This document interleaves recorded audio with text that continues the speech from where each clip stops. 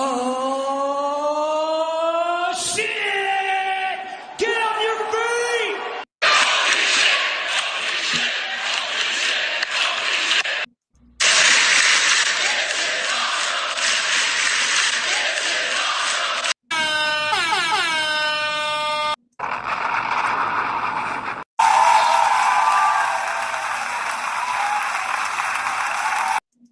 What is going on, everybody?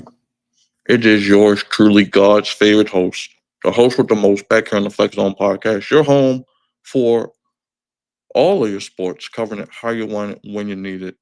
I got my chief pulled today, so this is what we're going to do. Hold on 1 second.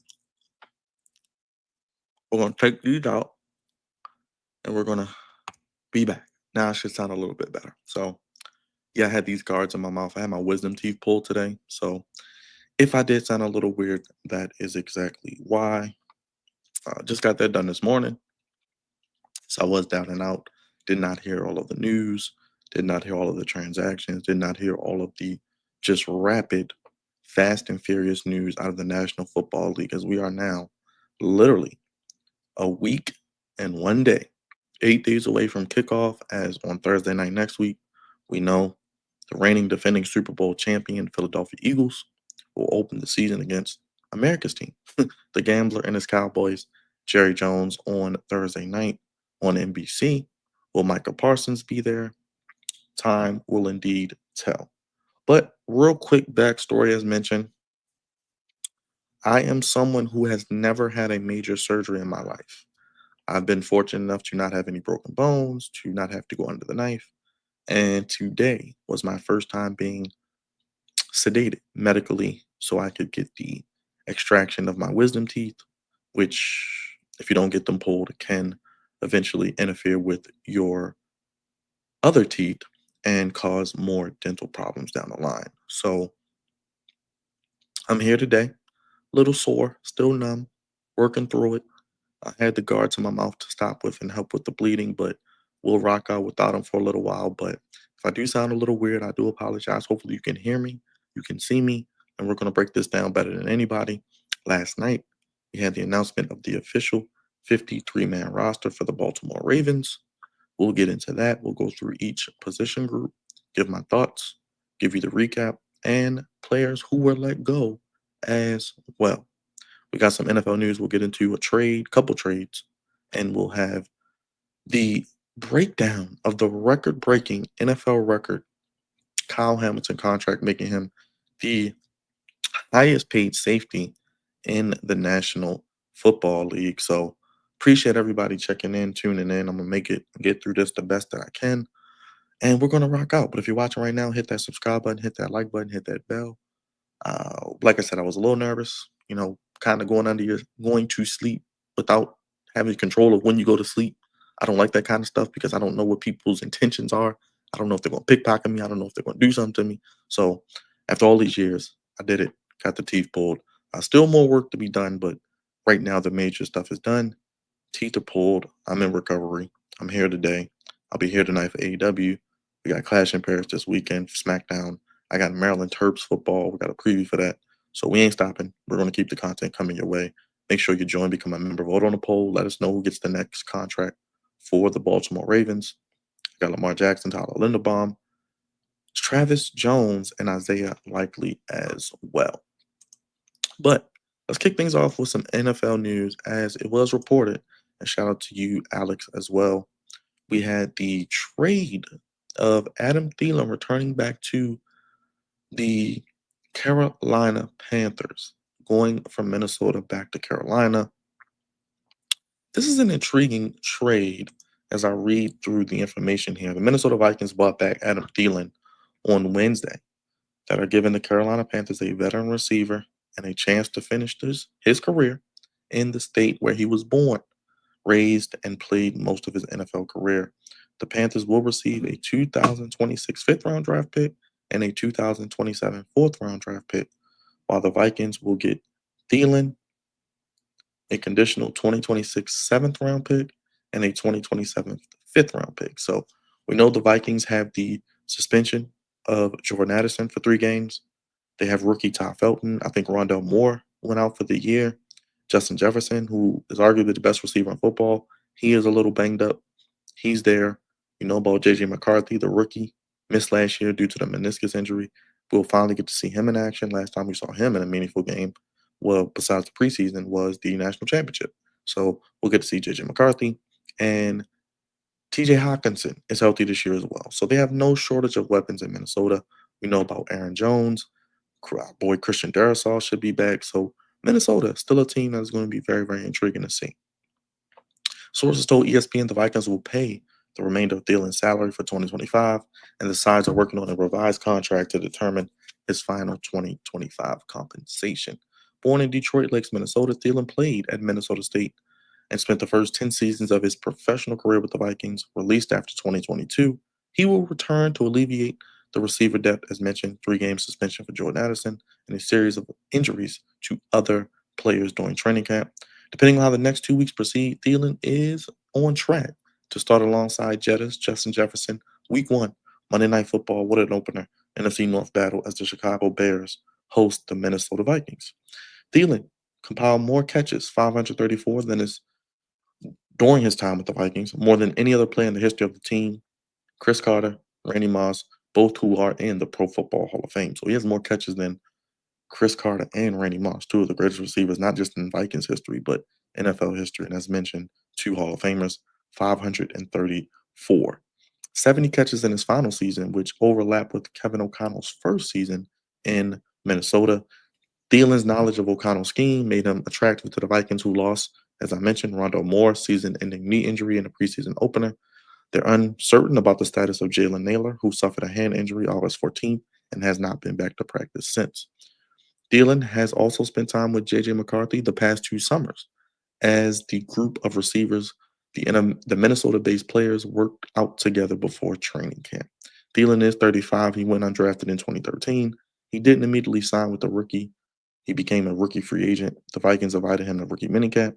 He tried out, and he earned a spot. So these days where we hear about guys getting cut, guys getting on practice squads, guys like Adam Thielen are prime examples of guys who go undrafted and make an impact. I think about James Harrison. There are countless other players who have not been drafted and make an impact in the National Football League.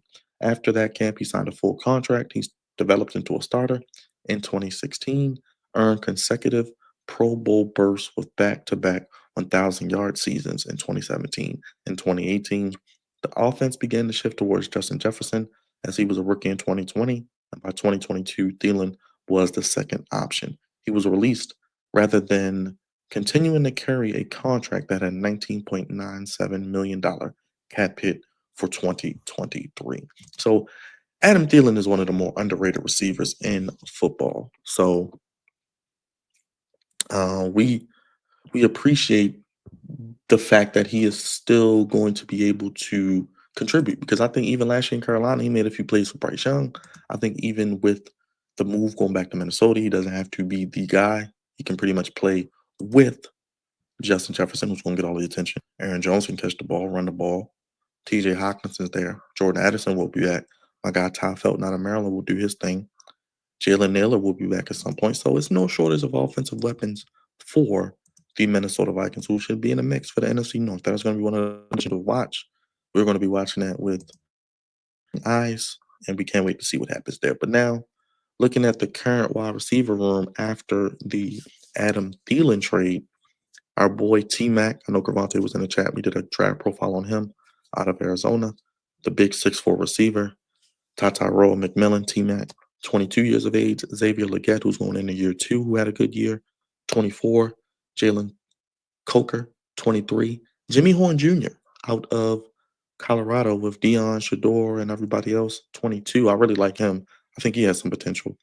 Bryce Tremaine, 25 years of age, and David Moore, the veteran, at age 30. I wouldn't sleep on the Panthers this year. Will they win the NFC? I don't know. That division is wide open. That division, changes the winner more times than not. You think about the NFC East, you think about the NFC South. They don't have repeat winners often, even though Tampa has kind of been the class of the division the past few weeks or past few years. It can happen. If Bryce Young plays like he played last year, I really like Danny Canales as the coach. I really like his offensive scheme. I think the defense will be better, be more healthy, getting Derek Brown back. JC Horn is still there. This team could be in the mix. Now, like I said, I don't know if they're going to win the division, but if you think about teams that could surprise you, could the Panthers maybe sneak in and win 8, 9, maybe even flirt with 10 games? I don't know. Let me know in the comment section. I'm a big Bryce Young fan. I thought he was really good at Alabama. I thought he kind of got the raw end of the deal so far. Good to see last year that he was able to come into his own, show his potential, show his ability to make throws from the pocket, and kind of have that Patrick Mahomes as type of escapability and being able to make something out of nothing. So I think if their offensive line can hold up for Bryce Young, the defense can make some more stops.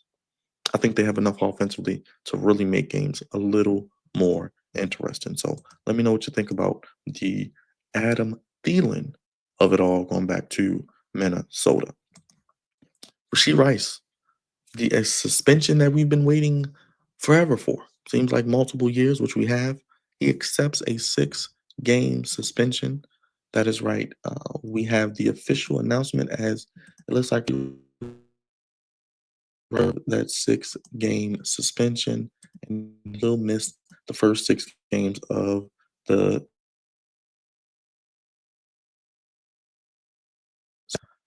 Kansas City wide receiver Rasheed Rice has accepted a 6-game suspension for violating the NFL's personal conduct policy and will start serving the suspension at the beginning of the season. Rice will be eligible to return in Week 7 ahead of their October 19th game against the Las Vegas Raiders.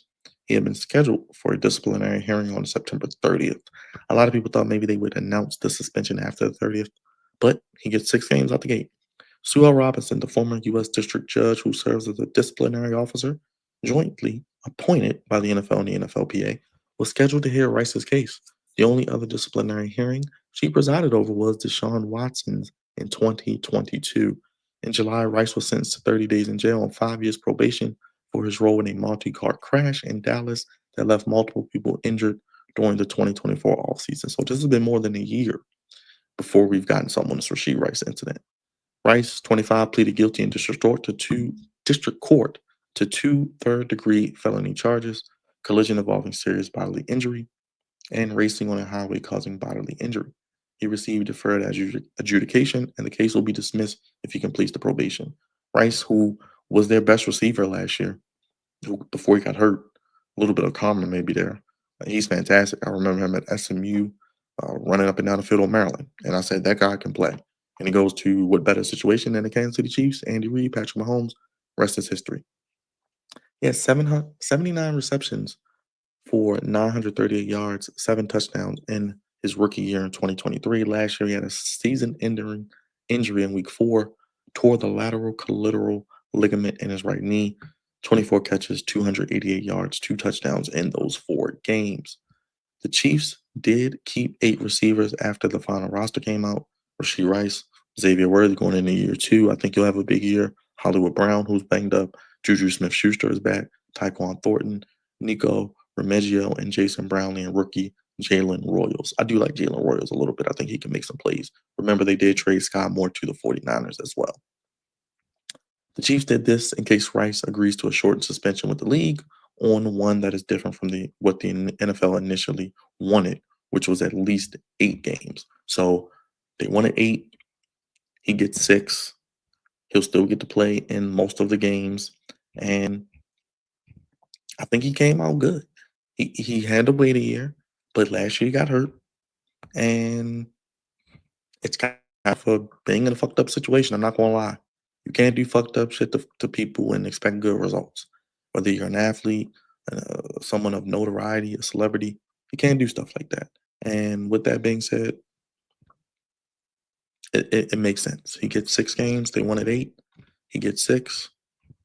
He'll be back in games he will miss. Let me pull it up for you guys here. Let's see. We got that. Let's see. He will miss the week 1 game as they open against Chargers in Brazil. That is the YouTube game, which is for free. Week 2 against the Eagles. Week 3 at the Giants. Week 4, the Ravens. Week 5 at the Jaguars. And week 6 against the Lions. Could the Chiefs start out 0-2? If they lose to the Chargers, could they also lose to the Eagles? That game against the Giants isn't going to be easy. The Ravens game isn't going to be easy. Going to Jacksonville, okay, they should win that. The Lions game at home isn't going to be easy. Remember, the Lions beat them 2 years ago on opening night in Kansas City after they won the Super Bowl. So, I mean, 3 out of these 6 games. I mean, even the Chargers game is a divisional game. They always play them tough. Even though Mahomes has a great record against the Chargers, this is a neutral site. It's in Brazil. Anything could happen. We saw it last year. That can go anyway. The Eagles game, week 2. Yeah, they may want their revenge, but are they ready to match up with the Eagles? Is their offensive line going to be able to hold up? At the Giants, going to New York is not going to be easy. Their defense, one thing about the Giants, their defensive line can get pressure.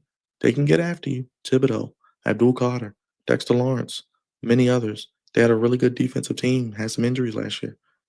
At the Jaguars, not going to be easy, but they should win that. And then, you got the Ravens at home, and then you got the Lions at home. So your first 3 home games, Eagles, Ravens, Lions, all 3 Super Bowl contenders, including yourself.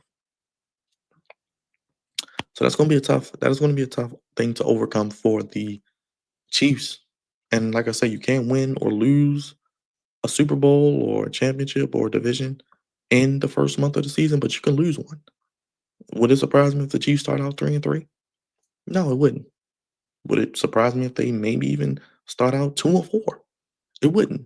Now I think with Mahomes and some of the other pieces that they have, still have Travis Kelsey, that defense, I see them probably at least being 3-3, but that Chargers game is not going to be easy. That Eagles game is not going to be easy. And I'm telling you right now, that Giants game is not going to be easy because teams with good defensive lines that can get after Patrick Mahomes, they can really cause some problems. And that's with any quarterback. And I think you'll see in the first 3 weeks. Chargers, good defensive line. Eagles, good defensive line. Giants, good defensive line. Ravens, good defensive line. Jaguars got Josh Allen, who's one of the sack leaders in the NFL. Good defensive line. Lions, Aiden Hutchinson and the crew, he's healthy. Good defensive line. So, like I said, don't be surprised if the Chiefs get out to a slow start. I still think they will win the division, but looking at it, week 6, after those first 6 games, not easy. Wouldn't surprise me if they're 3-3, maybe even 2-4. But it'll be very, very interesting to see what happens with the Rasheed Rice of it all. He'll be back week 7, so we will go there as well. Real quick note, looking at how the more things change, the more they stay the same. Think about this. It is 2025. And you think about these guys on the same team. Look at this. You got Amari Cooper back to being a Raider. Adam Thielen back to being a Viking. Keenan Allen is back to being a Charger. And Brandon Cooks is back to being a Saint, or as we're going to call them, the Aints, because they ain't going to win more than 2 or 3 games this year, especially with Spencer Rattler starting for them. So it's funny, the more things change, the more they indeed do stay the same. Now, Does Amari Cooper have anything left? I don't know. Does Adam Thielen have something left? I think so. Keenan Allen, I think so. Brandon Cooks. I think all of these guys probably got one more year in them. They got one more year in them. This is their last hurrah, the last ride, and we'll see who makes the best impact. I mean, the Raiders I think are going to be competitive. The Chargers are going to be competitive. The Vikings are going to be competitive. The Saints, not so much. But at least they have some sort of weapons with Brandon Cooks and Chris Olave and Alvin Kamara. The Chargers got Lad McConkey. You bring back Keenan Allen. I do like that. Quentin Johnston, Adam Thielen, of course, with Justin Jefferson.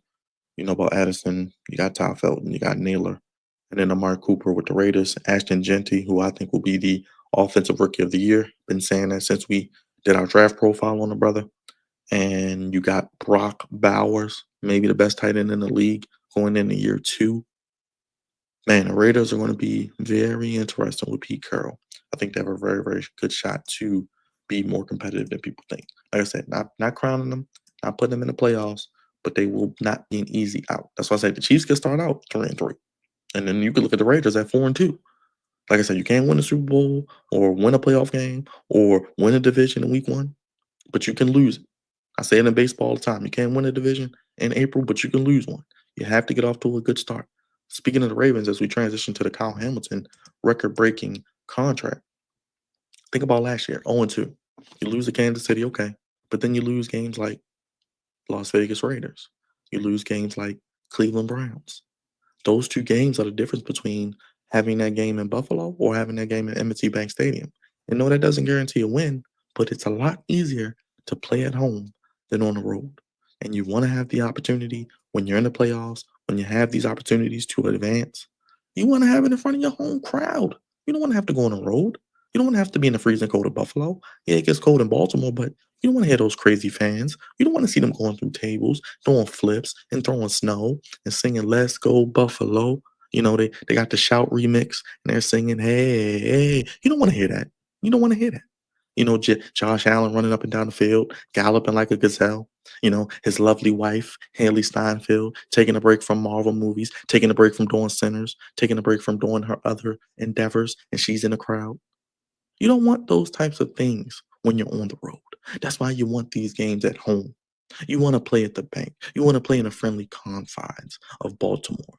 And that's going to be very important. That's why I say you got to start strong. You got to start fast. You don't want to be behind the ball because it is very, very imperative and very, very important that you get the job done. Real quick, the Ravens, speaking of the Ravens, roster move because we will get into the roster. Snoop Huntley's back. Tyler Huntley is back. Probably wanted this to happen. The Ravens saw an opportunity and they put him on the practice squad. So good job, Tyler Huntley. Welcome back to Baltimore. I mean, you know, Tyler Huntley, Cooper Rush, Devin Leary was cut. You know, I hope we don't have to see any of these guys in meaningful times and meaningful games during the season. But we have to see what happens. Like I said, Lamar Jackson not playing for an extended period of time. We know the season is over. But, you know, Stu Huntley, he knows the offense. He knows the scheme. He's comfortable here. Pro bowler. So we'll see what happens there. But it's going to be very intriguing to see actually. Real quick, before we get into the Kyle Hamilton and the 53-man roster, news out of Houston, which is making me a little worried. In the chat, we love CJ Stroud from reigning, defending national champions, the Ohio State. General Manager Nick Caserio was non-committal about whether Pro Bowl running back Joe Mixon will play in 2025. Now, if you don't know, he has an ankle injury. Seems like it may be more severe than he's leading on. He's already going to miss the first 4 games. He's on IR. They have Nick Chubb. They bought in Nick Chubb from Cleveland. Nick Chubb appears to be healthy and ready to go. But is Nick Chubb going to be able to hold up all season? Now, they may go more running back by committee, but I would have liked to see, you know, you trade away Laramie Tunsil. You don't have as good an offensive line as you had. You don't have Tank Dell. You got Nico Collins. You got Dalton Schultz. I'm a little concerned for Houston because Joe Mixon is a difference maker at running back. Regardless of his goofiness off the field, Joe Mixon can do it all. He can run, he can catch, and he's a dog. And I was actually kind of surprised that Cincinnati let him go, but nevertheless, no Joe Mixon. potentially for the season is not what you want to hear for your Texans fan. Now, the AFC South, I don't believe in the Colts, I don't believe in the Jaguars, and I don't believe in the Titans. So they'll probably still win by default, even if they go 9-8. But I like D'Amico Ryans. He's a guy who is a leader of men. He can coach guys above their ability because he believes in them. You have guys who, are really good players, but you get the right coach and the right system and the right belief, they play above their capabilities. Because when someone believes in you, you go above and beyond. You put forth that extra effort. You put forth that extra work. You go harder. And D'Amico Ryan is that type of coach that you have, and you can do that with. So we'll see. We shall indeed see there as well. Uh, yeah, it's very interesting to see what happens there. But let's get to the big news of the Kyle Hamilton has officially signed his contract with the Baltimore Ravens. He has agreed to a 4-year, $100.4 million extension.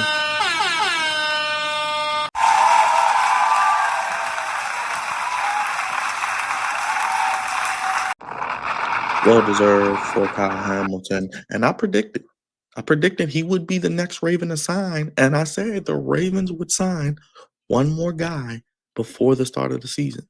That late push. Now they may even maybe possibly be able to even sign one more guy.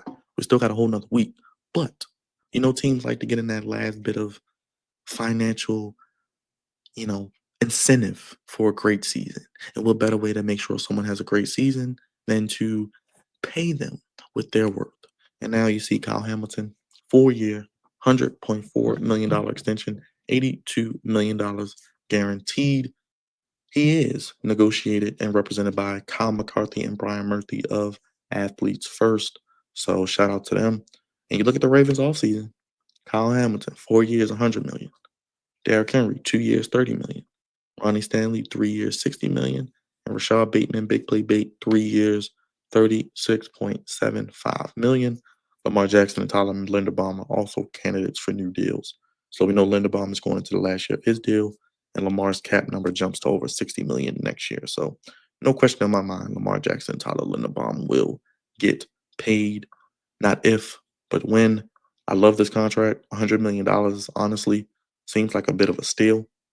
82 guaranteed seems like a bit of a steal because the season I think Kyle Hamilton may potentially have, he could be in the defensive player of the year conversation. I could see him with 5 to 8 sacks. I could see him with 5 to 8 interceptions. I could see him with 2 or 3 forced fumbles. I could see him with a couple of pick sixes. I think that's the potential. I'm more excited to see the Ravens defense than the offense. I know the offense is going to do what they do, but the Ravens defense can continue to elevate, continue the trajectory they've been on the second half of the last season, getting and putting an emphasis on turnovers because we know the numbers. In the playoffs, they were outscored 37-3 with turnovers. If they could just get a couple turnovers, get some short fields, maybe even get some touchdowns of their own, I think this defense will be elite. And you look at the preseason, 1 touchdown, a rushing touchdown, no passing touchdowns. This team seems poised. They seem bought into what Zach Ward's bought, Chuck Pagano, and others. They're playing fast. They're going for turnovers. They're relentless. They're tackling. And I'm really excited to see what they do. But you can't discount how great Eric DeCosta is. You talk about retaining your own talent, not only drafting and developing, but being able to keep your own talent. That is fantastic. And that is what you need if you're going to compete at the highest level because you got to draft guys, but you got to be able to pay and retain guys. The 4-year contract will tie Hamilton to Baltimore through the 2030 season. I believe he'll be what? He'll still be in his 20s. So I'm sure Kyle Hamilton will get another bite of the apple if he's still playing and doing things at the trajectory that he does now. He could get another big contract. Like I said, $100 million. Man, these teams pissing shit out $100 million. With the new ticket prices going up and the new renovations at the bank, they'll make $100 million. I'm not worried about that. $82 million guaranteed. You look at the highest paid safeties in the NFL. Let me get Kyle's age. He's only 24. He's March 16th. So shout out to fellow Pisces, my fellow Pisces brother, Kyle Hamilton, March 16th, March 6th. So he's 24, just turned 24. So he will be 28 at the end of this deal. So he'll still be in his prime. He'll just be entering his prime. So he'll get another bite of the apple, and he'll get maybe 150 million at the way the salary cap is continually increasing and going up. But you look at it here, highest paid safeties in the NFL, Kyle Hamilton, 25.1 million. Kirby Joseph with the Detroit Lions, who we'll see in week 3, 21.25 million. Very underrated. If you don't know who Kirby Joseph is, really good safety. Detroit had a lot of defensive injuries last year, Aiden Hutchinson being at the top of that. I think Joseph even got hurt. So it will be very, very great to see what they do defensively, because I think their defense will be better, even losing offensive and defensive coordinators. Antoine Winfield of Tampa Bay, 21.025 million. Derwin James out of Florida State, my guy. Loved him with Ravens West out there with LA. The Chargers, 19 million. And maybe the most underrated player in the league, maybe the most underrated safety for sure. If you watch the show, we love the Cardinals. We love Kyler Murray. At least I do. My boy Cravante is on the train with me. We love Jonathan Gannon, former Eagles defensive coordinator. They play hard. They play for him. They are coached well. And I think Arizona could be another team. We talk about Carolina. Look out for Arizona in that NFC West. I know we love the Rams and Matthew Stafford's hurt back. I know we love what the Seahawks and Mike McDonald could possibly do with all the talent they've added, getting Sam Darnold, Cooper Cup, the 12th man. They won 10 games last year. We can't forget them. We know the 49ers might be back. Brock Purdy got paid. Bosa will be there. They drafted well, in my opinion. Ayuk is hurt, but they'll be able to get by. They got Brian Robinson from the Commanders. Buda Baker, one of the more consistent safeties in the league. He can do it all. And I think Arizona's defense will be a lot better. You got Will Johnson, a steal in the second round. You got Josh Sweat, excuse me, from the Eagles. You got my boy Walter Nolan, a good pickup in the first round in the draft. D tackle, help the guys up front. So I think this defense is going to have some potential in Arizona. If Kyler can just stay off Call of Duty, I think Marvin Harrison Jr. is going to have a breakout year. I mean, Trent McBride, was there a better breakout player last year, especially at the tight end position? We talk about Brock Bowers, and we love the tight ends here, likely Mark Andrews and others, but Trey McBride got paid, and he caught over 100 passes last year. So, and you know about James Conner, so look out for Arizona this year. If you're putting some money down, you want to bet the over on their wins, you may want to do that. But those are the top paid safeties in the league. So well deserved to Kyle Hamilton, 4 years, $100.4 million, largest for a safety in NFL history, $82 million guaranteed. Now let's get to the Baltimore Ravens roster. So we talked a little bit about Kyle Hamilton. He's going to be here for years to come. He's only 24. He's only going to get better. He will be here manning that defense. Now he can even go back to his regular position of roaming around, being the joker on the chessboard, or the I would say the Swiss Army knife. We can use that as a better analogy. He'll be the Swiss Army knife because he can do a little bit of everything. But it's great to see, them getting these deals done, because it doesn't get cheaper. Always say, especially with quarterbacks and great players, it does not get cheaper. And you gotta love what you've seen, like I said, from. So we do have the practice squad. Let's start with the practice squad. We'll go over the practice squad. We'll see who's on the practice squad. Go from there, and then we'll look at the 8-man roster. So we do have on the 53-man roster, we got the practice squad finalized. Tyler Huntley, just mentioned, he was bought in. Gerard Christian Lightenham, Thomas Graham, Malik Ham, Keandre Jackson, Dearness Johnson, practice squad veteran, Keith Kirkwood, practice squad veteran, Chandler Martin, Anthony Miller, practice squad veteran, Zaire Mitchell Payton, Basil Okoye, international practice squad signing, Jared Penning, Marquise Robinson, Kamon Rucker, Nick Samak, Lucas Scott, and Brent Urban, another practice squad veteran. So from there, you see, I'm cool with Brent Urban. You got Kirkwood on there, Dearness Johnson, Anthony Miller. So Basil Okoye, you can never have too many big fellas up front. That's always good. So I like the practice squad. I think the Ravens have one of the deepest rosters in the NFL. We know that. And that is going to continue to be evident here this season. So the veterans can easily be bought up and put back. So you can manipulate. I wish the NFL kind of would allow more than 53 men on a roster when you play the most violent, dangerous game in professional sports. Can we get 55? Can we get 60 maybe? I mean, I just think it's only right. With the way guys drop like flies, one play, you could be done. You can be done. You can be done with one wrong non-contact play, let alone a damn, hit from someone going 100 miles per hour. Now the Ravens did do a beautiful video package for Kyle Hamilton. I'm gonna play it. We're gonna look at it and we're gonna enjoy it right here on the Flex On podcast. I'm gonna tell you so I don't be salivating and bleeding all on the stream, and we're gonna talk about it. The Baltimore Ravens select Kyle Hamilton. Kyle Hamilton. Kyle Hamilton's a real player. He's one of one. He sets the tone. One of the best safeties in the league. He can play about 5 different positions for this defense.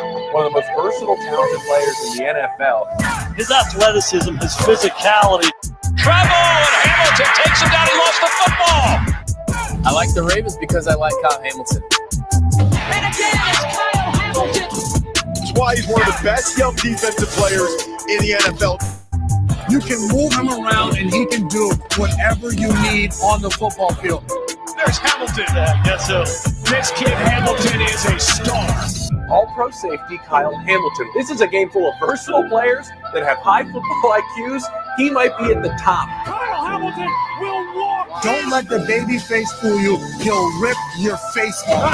What a nail that was. He is 6'4" and everywhere on the football field. Kyle Hamilton. Kyle Hamilton is just so unique. When he's on the field, you got to know where he's at. Yeah, Kyle. Let's go, Black. Oh, and he gets hit. Kyle Hamilton, the apex predator, you want him being an agent of chaos. Oh, Hamilton's done it again. He is 1 of 1. Kyle Hamilton. Intercepted the 40-yard line. Kyle Hamilton. Baltimore has a historic legacy of DBs. Hamilton has a way to go, but he's on his way.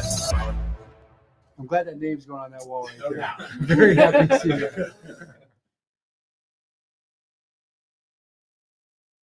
And you think about the lore of great defensive backs in Ravens history. I could be here all day. Obviously, Ed Reed, Dwayne Starks, Chris McAllister, guys throughout the year. You've had Eric Weddle, who had a really good year. Tony Jefferson had some good years here. Of course, Marlon Humphrey, Jimmy Smith.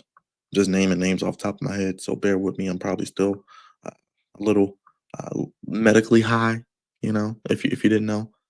Wisdom teeth pulled, but you think about the offseason for Kyle Hamilton, too, and I didn't want to forget this. The brother just got married or engaged this offseason. So shout out to him and his wife, who he's been with for years, since his Notre Dame days.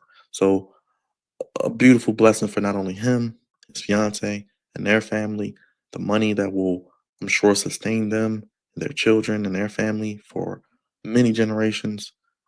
It's great to see, and you love to see these brothers get paid, man. Anytime a brother gets paid, it's always good with me. But make sure if you guys haven't hit that like button, hit that subscribe button, hit that bell, and make sure if you're watching on X, come on over to YouTube and check us out. Let us know what you're looking forward to with the 53-man roster. Let's get back to the roster, by the way.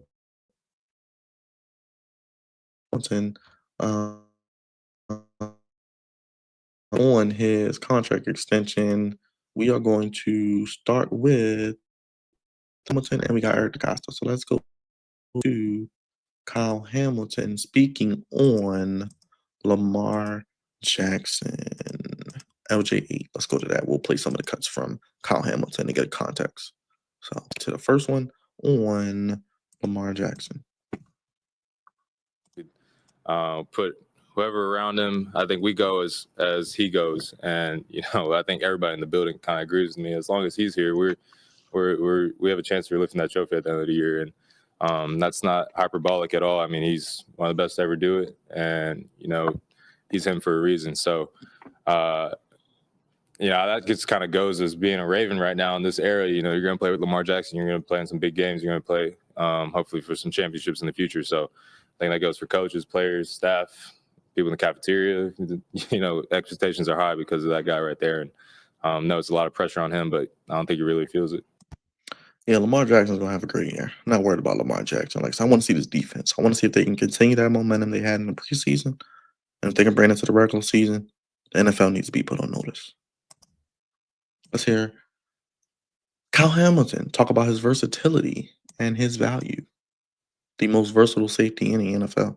Yeah, I mean, first off, just the amount of trust they've entrusted me with and that stuff, and helping run the defense with Rowe and just playing my part, whatever that may be, on a snap-to-snap, game-to-game basis. And I feel like I'm talented enough in different areas to do what they ask me to do, but they also have to feel like that too. And then I have to go out there and produce. So it's a group effort, but I'm willing to play wherever, whenever they need me to, whatever job responsibility I have during a play, I'm all for it. And credit to Notre Dame, I kind of got dabbled with that a little bit in college, so I got to the league, and I feel like my rookie year, kind of trying to find a spot where I fit in at, and then figure that out at nickel, and then I was always able to play safety, so it kind of just came naturally. This is why we as fans, real quick, as I park here, we can't overreact. I like to think I know college football. I like to think I know football. I know sports. When Kyle Hamilton was coming out, I thought he was the best safety in the draft. Thought he was a top 5 pick. He falls. Teams like the Commanders and others pass on him. He falls at 14. It's a luxury pick for the Ravens. They have Marcus Williams at the time. He looks terrible in that first open practice where he's getting burnt. Doesn't seem to know his left from his right. Taking bad angles. Fans were calling him a bust already. He runs a 4.7. But he plays fast. The eye in the sky does not lie. If you look at the tape, you watch how he played in college, you watch his ability, his athleticism, his versatility. It's on showcase here, and you see why 4 years later, we're here, and Kyle Hamilton's the highest paid safety in football. All those teams that passed on him, the Ravens, another great player falling in their lap, the development of him really coming to the party, him really playing up to speed and showing what he's capable of, his size, his speed, athleticism, and versatility are unmatched for number 14. Let's hear him talk about his contract extension as a whole and how dreams do come true. It's crazy. It's a dream come true. And just first, I just want to thank a lot of people. I want to thank God first and foremost, and so many situations and things that happened in my life that's got me to this position. And I think back to draft night, and some people have said some things about where I was drafted, this and that, and where I could be drafted. And at the time, I think I was the least mad at anybody. I knew that I came to the right place, and I think that's how God just works sometimes. You got to see the bigger picture and has bigger plans for us. So thank you to the man above, and also to my family, my parents, my brother, fiance, all my friends, everybody just had a part in this. And this is it takes a village, and I truly mean that, and I truly feel that way. And to Mr. Bisciotti, to EDC, to Coach Harbs, and everybody who's got me to this point and developed me. And I really feel like I've been kind of molded into the player I am today by them, and goes to show how why this organization is the way it is, and why it's such a great organization, and they do a great job, and it's good to be rewarded. Yeah, the Ravens are one of the pillar organizations in the National Football League. We all can agree on that. And they show it year in and year out, how they treat their players, how they treat the families, on and both off the field. And I love the ownership and the leadership of this team. We got Eric DaCosta as well speaking today. Good to hear from EDC. Let's hear him talk about Tyler Loop as he speaks about some topics. We'll get Eric DaCosta as well. I mean, well, he's resilient. He seems to come back from a miss. He's got a really, really strong leg. He works very hard. Just a good young prospect, kind of what we're looking for. I think at every position, having a growth mindset, coming to work every day with the intention of getting better and being talented. And a couple of years. Let's hear him talk about, who's he going to talk about here? Corey Bullock. Talking about the great Corey Bullock, former Maryland Terp, undrafted last year, practice squad, now on the 53-man roster. Well, he's worked very hard over the last couple of years. He had a great offseason. I think he's a really coachable player. He's worked so hard in the offseason program, getting his body, stronger and just quicker and everything else. He's a sponge. And I think he's worked extremely hard, and he put himself in this position. And, I think it speaks to the development that these guys receive in the offseason program, being here with our strength coaches. I think Scott Elliott and all of his staff, they do a remarkable job with our guys, really put these guys in the best possible shape to be their very best. And I think he's a great example of that. And let us hear from EDC. What is he talking about here?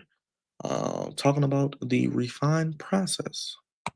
Well, I think we've got a great process that, when you've been together 30 years, or 25 years, or 20 years, you have a chance to really kind of build on something. And I go back to my first and second year, guys like Priest Holmes made it. Lionel Dalton was another guy I can think of. I mean, we've had so many guys. Mike Flynn. I mean, there's been so many guys back in the early days, and we really just refined the process. I think Mark Acevedo, Andrew Raphael, Joey Cleary, those guys are scouts. I want to shout out to the area scouts, all those guys, Q and Chaz and Patrick and Beans and really, Terrell. All those guys that are part of that process. When the draft ends, those guys go to work, and they do just a great job. The organization, the communication with the coaches. We spend hours on those guys as evaluating those players and talking about their backgrounds and their mentalities, and really just hoping to hit on one guy every year. And this year we hit on 3 guys, really more than 3 guys, because we had some other guys that could have made it as well, really, honestly. Probably had 5 guys legitimately that we thought had a chance to be on this team that were undrafted this year. Only 3 guys had a chance to make it. But there were a couple other guys that played well enough to make the team as well. So it was a great year. I didn't think we did a good job last year. I made that abundantly clear. But I think our guys really kind of rallied this year. And like I said, the scouts and coaches did a phenomenal job. Is there a better scouting department? Is there a better drafting team in the NFL than the Ravens? You can argue with the wall, but the Ravens are right there at the top. And, they do it every year. How many undrafted guys do they find each year? How many undrafted guys do they find each season? How many undrafted guys do they have and develop and bring up, and then they leave and go to another team and get paid? These are the things that the Ravens do. And Eric DeCosta was talking about those undrafted rookies who made the team. Let's hear from EDC. And shout out to you too, KBZ. Thank you, sir. I appreciate that. As you all know, we kept 3 undrafted guys on defense.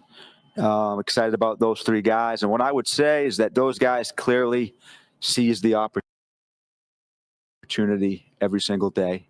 They earned it. Didn't go into this training camp, this really time of the year, expecting 3 undrafted guys to make it. It hasn't happened in a long time. I think our defense was pretty talented, as you guys can look across and see. We have a lot of talent. So for 3 guys to make it speaks to what those young men did. Very excited about them. Very excited about the team that we have in play. As you all know, we kept 3 undrafted guys on defense. Excited about those 3 guys. And what I would say is that those guys clearly seized the opportunity every single day. They earned it. Didn't go into this training camp, this really time of the year, expecting 3 undrafted guys to make it. It hasn't happened in a long time. I think our defense was pretty talented, as you guys can look across and see. We have a lot of talent. So for 3 guys to make it speaks to what those young men did. Very excited about them. Very excited about the team that we have in play. As you all know, we kept 3 undrafted guys on defense. Excited about those 3 guys. And what I would say is that those guys clearly seized the opportunity every single day. They earned it. Didn't go into this training camp, this really time of the year, expecting 3 undrafted guys to make it. It hasn't happened in a long time. I think our defense was pretty talented, as you guys can look across and see. We have a lot of talent. So for 3 guys to make it speaks to what those young men did. Very excited about them. Very excited about the team that we have in play. And as you can see, there's the picture of Kyle Hamilton signing his contract as well. And we have EDC, I believe, speaking on the contract, the roster as well. We'll get into the 53-man roster. It's extremely busy 48 hours or so for us in scouting. We have a lot ongoing. In fact, probably right now we should find out our players that are getting claimed. That list should be coming out. So I'm actually doing you guys a great service at the expense of myself being here at noon. But I also wanted to announce, and this is going to be fun, that we have reached a 4-year contract extension with Kyle Hamilton. Actually just signed it about an hour ago, maybe. Excited about that. Makes him the highest paid safety in the NFL. Well deserved, as you all know. Phenomenal player, phenomenal person, a great leader. I'm very, very proud of Kyle, everything he brings to the community, on and off the field, his family. And we think that this really recognizes his impact on our team and in the community. And we're thrilled to get this done and get this off my plate. I also want to thank Nick Matteo, who has been working on this contract for quite some time. Athletes First, Kyle McCarthy, Brian Murphy, those guys, phenomenal job by them as well. So excited about that. There you heard it there from EDC announcing the deal of Kyle Hamilton. So great job there as we hear the general manager from the Ravens talk. I'll cut from him as well. I'll play this, talking about how he feels about Kyle Hamilton. Clearly, they like him as well. I'll play that real quick for you guys. Let's play that.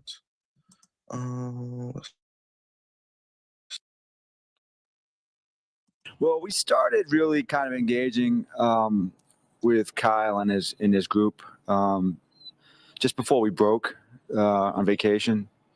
But I would say that, talks started to heat up about 3 weeks ago, and appreciate, the dialogue that we had with those guys. And, I think the deal really does speak to how we feel about Kyle. Highest, paid safety in the NFL. That's a responsibility that we don't take lightly. We've had a few players over the years become the highest paid at their position, and I think when you are the highest paid, that's an important distinction. And I think Kyle has proven that he's going to carry that very well, and we expect him to continue to be an impact player on our defense for years to come. Definitely shall be the best safety in the game is staying in Baltimore. There you go. You see Kyle Hamilton. And we got some information on the September 22nd Monday Night Football game against the Lions. They're going all black. And then on November 27th, which is the Thanksgiving night primetime game home against the Bengals, they're going with the Color Rush Purple Rising. So let us know. I'm excited to see the uniforms. Love the all black. I like the Color Rush too. No problem as well. Yeah, there you go. And then we also have the video, which I will play from Eric DaCosta at the end, where he played the showed the rookies where they were making the team as well. But we do have the, let's see, we got the promotions as well. I'll go to the promotions real quick for those going to the games this year. We got the promotions. Let's see real quick. I know you guys might not can see it, but I'll go through that and then I'll get to the roster and get out of here. Week 2 home game against the Browns, 30th season celebration giveaway, 30th season wall flag, all fans, game day sponsor, M&T Bank. Week 3 against the Lions, Monday Night Football, all black uniforms, Dunkin' Donuts. Week 5 against the Texans, Latino Heritage Month, Morgan State University. Against the Rams on October 12th, Crucial Catch giveaway, I honor place card for all fans, MedStar Health. Week 8 against the Bears, Salute to Service, CSX. Week 12, TBD for sponsor, My Cause, My Cleats against the Jets. November 27th, the primetime Thanksgiving game, they have the Purple Rising, Gravy Boat, first 30 fans, Shepherd Pratt, and that is where they'll wear the Color Rush jerseys against the Steelers. Week 14, Safeway. That's a 1 o'clock game. NFL Walter Payton Man of the Year. Super Bowl, 35 anniversary giveaway, Super Bowl commemorative pendant, Ravens Family Food and Funds Drive. Lido Pizza, Week 16 against the Patriots, Inspire Change Day, Day of Champions, Flock Appreciation Game there as well. So there you have it. There it is. We shall see that as well. And let's get into the damn roster. I teased you guys long enough. Appreciate you rocking with me. I've been breaking it down, giving you the cuts from Eric DaCosta, show of Kyle Hamilton. We'll end with the video of the rookies. And let's break down the roster real quick, as the Ravens have cut down the roster, which was very difficult this year with a lot of talent, with 53 men. Like I said, can we get 55? Can we get 57? It is what it is, 60. but it is what it is. The deadline was yesterday at 4 p.m. But the biggest surprise was fourth-year corner Jalen Armour Davis. He was waived, beaten out by undrafted rookie Keon Martin after a wonderful standout pre-season. The Ravens didn't just keep one, but they kept 3 undrafted rookies, which was stunning given that the team had little offseason turnover and added 11 players in the draft. It marks the 21st time in the past 22 seasons that at least one undrafted rookie made the initial 53-man roster. The 2025 draft had its limitations. 6th-round cornerbacks Bilal Kone and Robert Longerbeam both ended up on injured reserve. 3rd-round pick Emory Jones remains on non-football injury list. We probably won't see him anytime soon. And 7th-round offensive lineman Garrett Dellinger was cut. So they actually cut a draft pick. And one of the roster's biggest questions, the Ravens kept tight end Isaiah Likely on the initial 53-man roster, which didn't put him on injured reserve and keeps the door open of him playing in the first month of the season. Now, I don't know if he'll play week 1. Could he play week 2, week 3? I think that's a possibility. Likely has been sidelined since early in training camp after a fracture in his foot. He may not be ready for week 1. The Ravens hope he can be available in the first month of the season. If he was placed on injured reserve and designated to return, he would have to miss a minimum of 4 games. Players who were released by the Ravens today have less than 4 years of service time are subject to waivers with claims due by noon on Wednesday. Then the team can work to build a 16-man practice squad, which they did, which I just showed as well. Nigerian defensive tackle CJ Okoye, who was cut, will qualify as an international exemption. We got 25 on offense, 25 on defense, and 3 on special teams. So as you can see there, no surprise here at the quarterbacks. We got Lamar Jackson and Cooper Rush. Tyler Huntley's on the practice squad. They signed Rush this offseason. They view him as an upgrade over Josh Johnson. Devin Leary was cut and not put on the practice squad, but the Ravens may look elsewhere, which they did with bringing back Snoop Huntley, Tyler Huntley as well. Running backs, they kept 4. The question is, would they keep Rasheen Ali? We knew Henry, Derrick Henry, we knew Justice Hill, we knew Keaton Mitchell. Do we need 4 running backs? Maybe for depth, maybe for injury. I would have liked to see Jalen Armour Davis stay personally, but that's just me. We know the injury history. But looking at it, they kept all 4. I mean, Ali had a great preseason. Mitchell was a number 3 back behind Derrick Henry and Justice Hill, but Ali gives them insurance in case there's a setback with Mitchell's surgery and coming back from that injury. And Mitchell has missed time recently with a hamstring injury as well. Harbaugh said he thinks the running backs are best suited for the league's 2-year-old dynamic kickoff format. Ali, Rasheen Ali, and Keaton Mitchell will be the top 2 kick returners. So not just about what they do on the field, it's also about what they do with the new kickoff rules.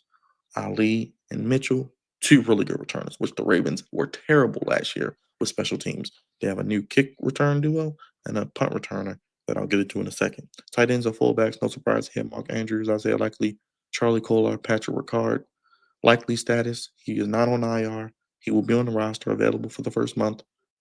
Might not be ready week 1, but seen at practice this week without a boot on his foot.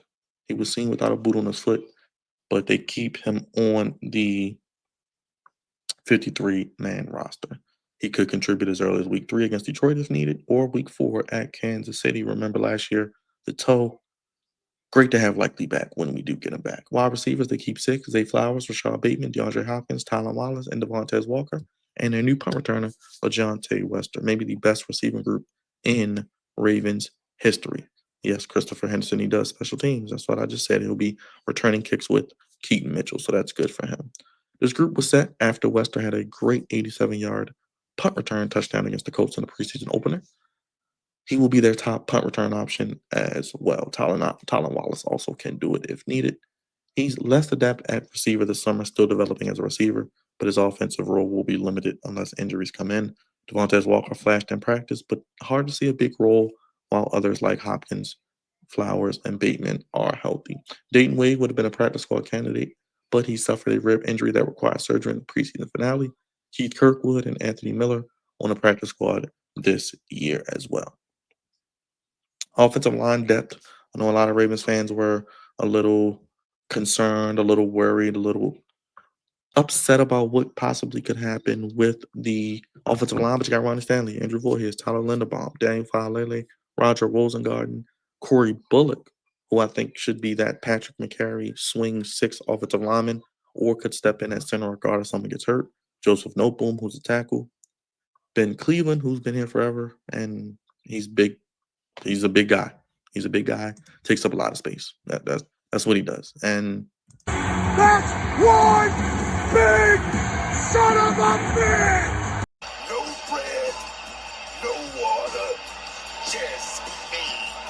but Corey Bullock was a standout in camp this year. He emerged out of the offensive line group for one of the spots, and he was on the practice squad last year, undrafted out of Maryland. You guys know we cover Maryland football here as well, so stay tuned. We got a Maryland football preview coming tomorrow, which we will be conducting. But he was on the practice squad last year, drew rave reviews from offensive coordinator Tom Monken and head coach John Harbaugh. The starting group was pretty much set a month ago. Cleveland was battling with Voorhees or Falele for a starting spot, and Noteboom was signed from the Rams as a veteran swing tackle. Vincent is a project out of Alabama A&M, and we did see Dellinger get cut as well. So we shall indeed see, but I think if an injury happens, Bullock will be the first guy off the bench. Emory Jones, who they drafted, will begin the season on a non-football injury list, and he will be able, hopefully, to contribute at some point later this season. Do I believe it? Do I see it? No, but we shall see. That's the offense. Let's get into the defense. Nnamdi Madubuike, Travis Jones, Project Washington, John Jenkins, and Aeneas Peebles. Much drama, no drama here. You know, John Jenkins is pretty much replacing Michael Pierce. He's a big guy too, big run stuffer, veteran. Aeneas Peebles, really good, underrated pass rusher, undersized as well. But Brent Urban is on the practice squad, so I'm sure Brent Urban will be on the active roster at some point as well. They waived CJ Ravenel, who could draw interest on the waiver wire as well. Okoye is going to be on the practice squad. Outside linebacker. This was interesting with the Adisa Isaac moving to the injured reserve. So he'll miss probably the first half of the season. Adisa Isaac dislocated elbow, and that will pretty much solidify David Ajabo making the team, but he has a designation to return, does Isaac. He's hoping to contribute in the second half of the season, but we're expecting big things from Mike Green. Adafe Owe going into a contract year. Kyle Van Noy has been having a career resurgence. And what does Ajabo have left? This is his last year, and this is a contract year as well. So we'll see what happens there. Inside linebacker, Roquan Smith, Trent Simpson, Teddy Buchanan, who they drafted, Jake Hummel, who they signed, special teams, and Jay Higgins, as you guys mentioned in the chat, made the team, who played really well, graded out very, very well in preseason. Higgins is a former All-American at Iowa. Kind of weird that he didn't get drafted, so he can play. One of 3 undrafted rookies to make the roster, shows ability on special teams, which they love, and gets takeaways, which they value. 6 foot, 230. So his size and measurables aren't the greatest, and had the slowest 40-yard time among linebackers at the 40-yard dash. That will get you undrafted, even if you are an All-American. So I get it. It scared a lot of teams away, but defensive coordinator Zach Orr, who's a former undrafted linebacker, called Higgins, and I quote, instinctive, praises football IQ, and expressed surprise that the All-American Big 10 player wasn't drafted. Yeah, I'm a little surprised he wasn't at least drafted 6th or 7th round. Hey, he joins a long line of former undrafted Baltimore Ravens free agents. We just talked about how they had a free agent on the team, 21 out of the last 22? Zach Orr, now defensive coordinator, Bart Scott, Jamil McClain, Donnell Ellaby, and Chris Board, to name a few. So takeaways have been stressed all summer. Higgins created 2 in the preseason, interception against Indianapolis, and a strip sack against Dallas. So that will get you noticed. Plays that jump off the screen, getting turnovers, which they're emphasizing in practice, that will help you be on the team. Hummel's status was thought to be in question when he missed some time with a hand injury, but mentioned that he will be there and he should be good to go. When we get to the defensive backs and the corners, start there. We got 6. Marlon Humphrey, Nate Wiggins, Jai Alexander, Chidobe Awuzie, TJ Tampa, Keon Martin instead of Jalen Armour-Davis. 6 cornerbacks, and Martin makes it over Jalen Armour-Davis. That was probably the most notable development of roster cut down. Alexander has not practiced in 3 weeks, but apparently Harbaugh expects him to be back on the field next week, heading into Buffalo. Now, my question is, will Jai Alexander be ready for week 12, week 15, week 17? the divisional round of the playoffs. Will he be ready for that? Because I think he'll be ready for week 1. But will he be able to sustain and play through these injuries as the season wears on? If Jair can play 12 to 15 games, I'm cool with it. But I definitely want him healthy for the postseason. Keon Martin's inclusion on the 53-man roster is a major upset. A little undersized he is. He wasn't on the initial crop of undrafted rookies. He's out of Louisiana Lafayette. He was signed at a tryout at rookie minicamp, and then he worked his way up from the bottom of the depth chart to the 53-man roster. He did that with splash plays, had a sack at Dallas, a pick 6 against the Commanders in Washington, and consistent effort on special teams. The injuries to Kone and Lockerbeam opened the door, but Martin stepped it up even still. They might try to retain Jalen Armour-Davis, but it would be understandable if he is claimed by another team. Let me see. Did he get claimed? Let me see. Did Jalen Armour-Davis get claimed? Because he's not on the practice squad. Let me see. For wave charge. Oh, Titans. The Titans have claimed him. Okay. All right. That's good for him. He goes to Tennessee, where former Ravens defensive back coach Denard Wilson, who had the #1 defense last year, the Titans, a lot of people don't know this, in the NFL, they were really good, had a really good secondary. Adding Jalen Armour-Davis is good for them. Great move. Their just offense was trash. Now I think they'll be better with Cam Ward, but he's in Tennessee now. So there you go. And having a guy like Kyle Hamilton who just got paid, he can play in the slot. He can play a linebacker. He can play outside. So he can be another corner as well, and it can factor into the team as well. So we'll see. And safeties, we got 4: Kyle Hamilton, Malachi Starks, Sanusi Canaan, Ruben Lowry. No Bo Braid. I think Bo Braid just really didn't make enough plays, and Ruben Lowry did. That's what it came down to. And Sanusi Kane can play special teams, I think, better than Bo Braid as well. Darius Washington did go down with a torn Achilles tendon. He's designated to possibly return towards the end of the season. The #3 safety, that was a big question. Kane stepped up and has been one of the more improved players on the roster. Lowry and Bo Braid pretty much competed for the final roster spot. Lowry is out of Tennessee Chattanooga, undrafted. He jumped a pass for an interception, breaking up passes, and he was always around the football. Probably one of the best players on defense this preseason. Malachi Starks, we know he's looked as good as advertised, the #1 pick out of Georgia. Him and Kyle Hamilton could be the best safety duo in the league, and he's only been in the league. He's a rookie. So with the collection of corners and safeties, Chuck Pagano is going to have his work cut out for him. A lot of pieces on the chessboard to play with. He said it's a group. It's as good a group I've been around in 19 years in the National Football League. We got specialists Jordan Stout, Nick Moore, and of course the Looper, Tyler Loop. Give me the loop. Give me the loop. First ever kicker drafted by the Ravens in the wake of the Justin Tucker release. He was their favorite to win the job. Randy Brown scoured the country, found Loop, and he drafted him. John Hoyland was released early in camp, so that let me know they really had faith in Loop. Loop with a beautiful 61-yarder in the finale against the Commanders. 9 for 11 in preseason with a long of 61. Stout and Moore had no competition. Stout has evolved as a punter. He's even taking kicks as if Loop was to get hurt or something was to happen. He couldn't continue. Jordan Stout can even kick like he did in college at Penn State. So I like Jordan Stout. He's consistent. He's starting to come into his own. I think he's going to have a really, really good year. And this could be a really good trio for this team heading forward for the remainder of the season. That's all I got. That is the 53-man roster for the Baltimore Ravens. Let me know what you guys think about the team. What do you like about the roster? What don't you like about the Ravens? Who's going to start next to Roquan Smith is not consistent. I do agree with you, Christopher. I think we're going to see more Kyle Hamilton. We'll see more Kyle Hamilton playing close to the line of scrimmage. Malachi Starks will be back, and we'll see maybe more BBs on the field. You may see more Kane. You'll see Malachi Starks. You'll see Nate Wiggins, Ron Humphrey on the inside, Woozier. You'll see guys like that. So it'll be interesting to see what happens there. But I think they'll use a lot of defensive backs. We'll see a lot of dime and nickel short out of this team with maybe one linebacker on the field with Roquan. And then maybe Trent Simpson and just blitz. I think he has the best athleticism at the linebacker before, and he does his best just want to get the ball blitzing. So I think that's going to be very, very good. I think Voorhees will be okay. Hopefully, he can just stay healthy. I think Rosengard will continue to have a good rise at right tackle. So we'll see what happens there. But the 53, I really don't have too much issue. I don't think they're really going to go out and sign anybody right now. Like I said, Bo Bray didn't make it. I'm not too mad about it. No Jalen Armour Davis, but maybe he needed to change the scenery. Maybe he needed to go to another team. Let's see what he does in Tennessee.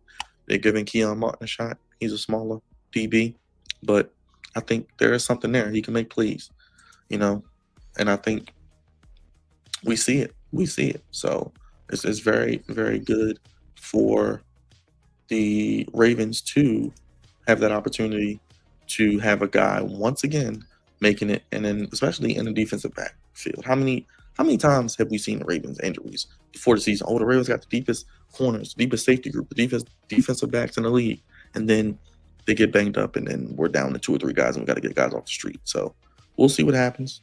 Make sure you guys hit that like button if you haven't already. Like I said, I did get my wisdom teeth pulled today, so gave you everything I had. Hope you enjoyed the content. So that didn't sound too weird. Hit that thumbs up if you're watching in the chat. Vote on the poll. Let us know what Ravens player gets paid most or next. Kyle Hamilton, 4 years, 100 million, 82 guaranteed. Joins the likes of course, our guy, Ronnie Stanley. You got Pat Ricard. They bought him back. Rashad Bateman gets paid as well. So good to see there with the Ravens paying their own, and Eric DeCosta showing why he is one of the best GMs in the National Football League. I did want to play this video. Stay. Let me know your thoughts. We're going to watch this video. We are going to watch it on the way out as Eric DeCosta shows the 3 undrafted rookies that they have made the roster. Make sure you guys join me. Hit the like button. Hit the bell. We'll be back a couple hours. AEW Dynamite. Don't know how I'm going to make it through that, but we'll make it through. And yeah, we'll see what happens with the Ravens as they move forward. We're pretty much a week away from the start of the regular season. We do pre-game shows, post-game shows, live streams of the games. So stay tuned to us. We cover the Ravens, we cover the Commanders, we cover all 32 NFL franchises. And if I didn't tell you guys in the beginning, I'm sorry. If you want to pick games, against the Flex Zone podcast, you want to join our weekly NFL Pick'em group where you can pick games, where you can make your picks for each game each week of the NFL season, and you can let us know who you're going with. Ravens, each game, each week, pick your team that you think is going to win. It's through ESPN. It's free. We got a group for the podcast, the show.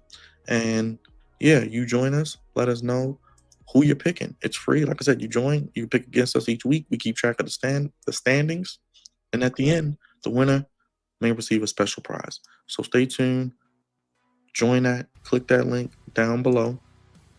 Hit the like button. Hit the bell. Hit the subscribe button. I'm going to play the Eric DeCosta video on my way out. I'll see you later for AEW Dynamite. KBZ, appreciate you. Christopher Henderson, appreciate you. Roger, I see you. Appreciate you. Fonte was in the building. Appreciate you as well. Thank you so much. Who else? Zach, what's up? Happy National Banana Lovers Day. I'm not a banana lover, but it is what it is. Shout out to Alex. We are in the building, always here. Alex is part of the group. Join Alex, join Raj, join Cravante, join me, join Trey.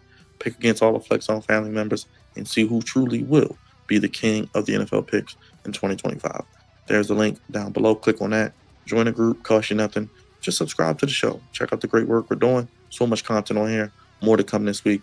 We got WWE Clash at Paris. We got Ravens content. We got a Ravens preview coming. Maryland football preview coming. So much more content. Stay tuned. Saturday we'll have some Maryland content. Maybe during the game or after the game. So stay tuned. Orioles content is on the channel. Did a great interview with Matt Roderick. We'll be live tonight for AEW Dynamite. I'm going to roll and show this video. It's about 5 minutes. So hit the like button, hit the subscribe button, hit the bell. All my ex-people, come on over to the YouTube mothership. Join us. Let us know your thoughts. Home of the ones. Head to the Sports Podcast table. The Flex on One on all social media. You can super chat us. Not obligated, but appreciate it. Best way to support what we do. And as always, the Cash App, Flex on One. Flex on Podcast on TikTok. Flex on One on all social media platforms. I'm getting out of here. I'll show you guys this video and then we'll end the live. Thank you guys so much for watching. Hope you have a great Wednesday. See you later for AEW, and we'll see you with more content here on the Flex Zone Podcast. Thank you for watching so much and bearing with me as I got my wisdom teeth pulled. But much love, everybody. Thank you for watching. Peace. I'm going to show the video. You guys enjoy, and we gone, y'all.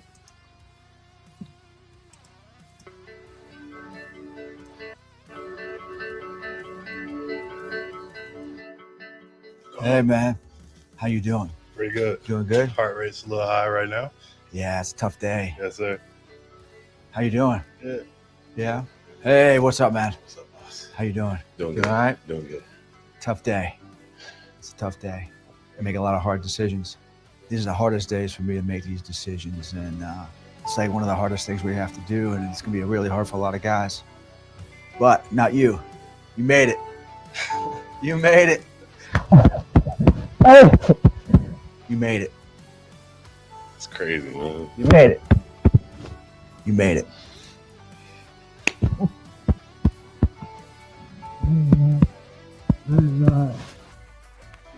You made it. You know, because I love Hawkeyes. You made the team, man. You just busted your ass every day. You kept stacking good days, and you earned it, man. And it's a hard position to make, but you earned it. Congrats.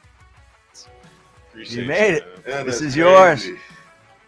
No way. Yes way. You earned it. You had a great preseason. You know, you really did. Showed up every day, busted your ass every day, made plays every chance you had. It's a great story. From Chattanooga to the NFL. It's crazy. Man, Were you nervous? heart racing, man. Dude, I had a long night last night.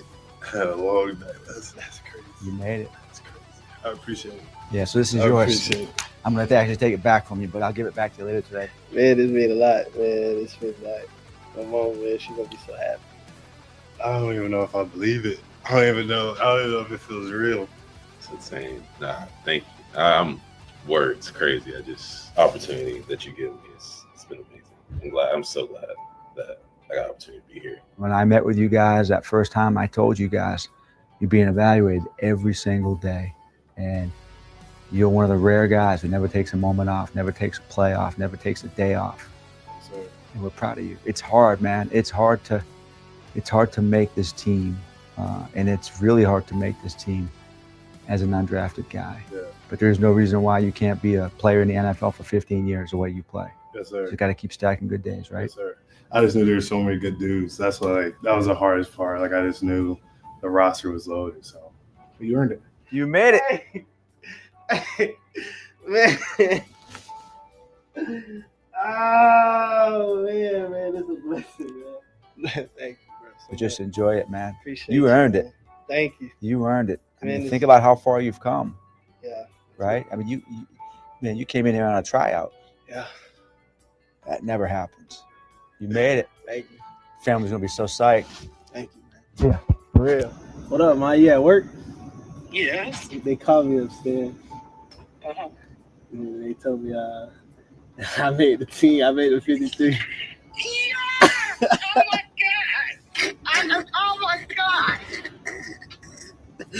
Yes! They brought me into the office. What they say? He said, I made it. No, you didn't, Jay. He said, I made it. Okay. Let me call you back. Let me call you back. All right, I'm going to I love you. I love you. What's up, Dad? Hey, what's going on? I got some crazy news for you. What's the news? I made the 53-man roster, Dad. You know what?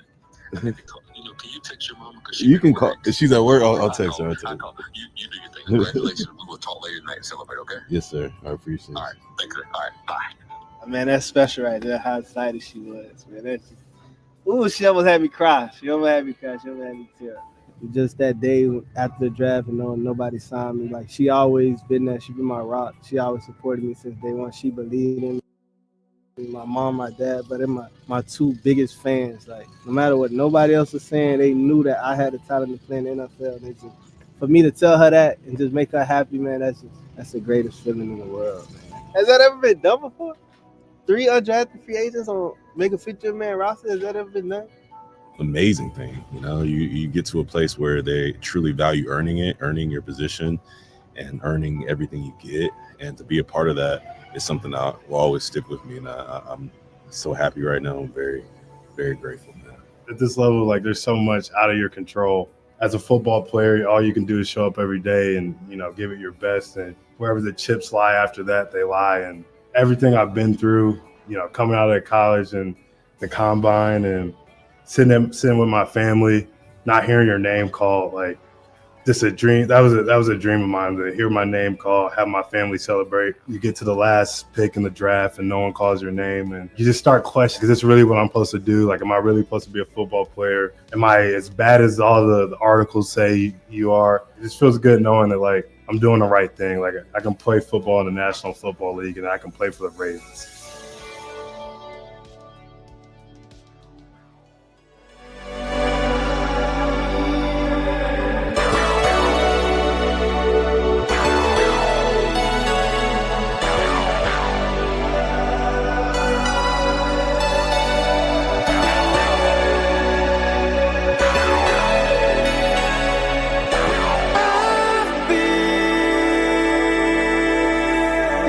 So